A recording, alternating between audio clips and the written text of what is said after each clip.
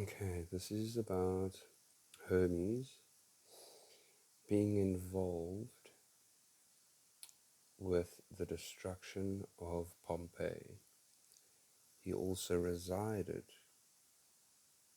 in Mount Vesuvius before it popped, and he warned Arbeces over here, the Egyptian, that he needs to run or flee before the eruption.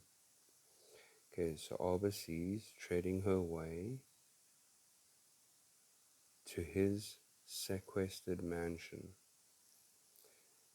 Okay, at the sight of whatever this feature had, this person had ghastly, if we could call him a person, had ghastly features and obsolete robes.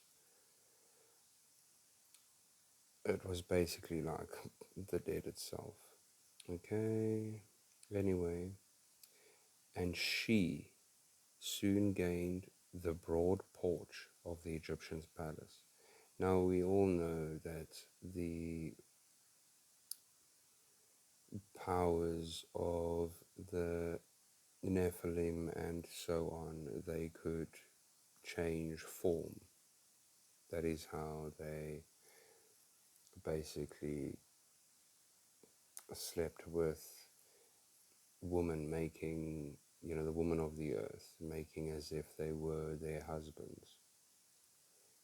And you get where I'm going with that. Anyway, so this entity that had these ghastly features and so on came to the Egyptian's palace. Okay? Now, Arbeces awoke from his dreams, or nightmares, if you would say, and over here it states,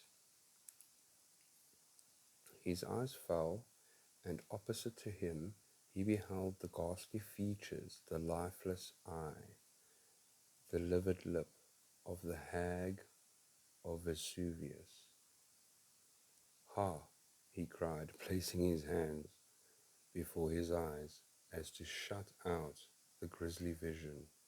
Do I dream still? Am I with the dead?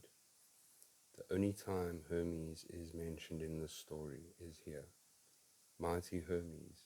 No, so obviously the hag was Hermes. Thou art with one death like, but not dead. Recognize thy friend and slave. There was a long silence, slowly shudders that passed over the limbs of the Egyptian, chased each other away, faintlier and faintlier, dying till he was himself again. Now Hermes came to warn him, answered the sepulchre voice of the saga. And he said, Warn me, the dream lied not then. Of what peril? And Hermes said, Listen to me. Some evil hangs over this fated city, which is Pompeii. While it be time, thou knowest that I hold my home on that mountain, beneath which old tradition saith, there yet burn the fires of the river of Phlegathon, or Phlegathon, however you would like to say that. And in my cavern is a vast abyss, and in that abyss I have of late marked a red and dull stream creep slowly on. So obviously that means the lava, right? Okay. Grind. He said he heard grinding as of wheels beneath the earth, beneath the mountain. So when I rose this morning, at the very birth of dawn, I looked again down the abyss and saw vast fragments of stone, blah, blah, blah, blah, blah, blah, blah, blah, liquid stream, so it's lava that's starting to come up. Anyway, he then saw a sudden vast hollow, and he nearly died. Can you believe it? Hermes nearly died. He should have. Okay. For I remember the dark Etruscan prophecy which saith, when the mountain opens, the city shall fall, when the smoke crowns the hill of the parched fields. And so what's important about this is, why would Hermes go to the Egyptian? Why would he go and warn him?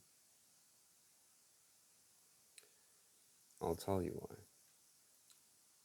Right, so, which I thank thee for thy care of one not ungrateful. He's thanking Hermes for warning him.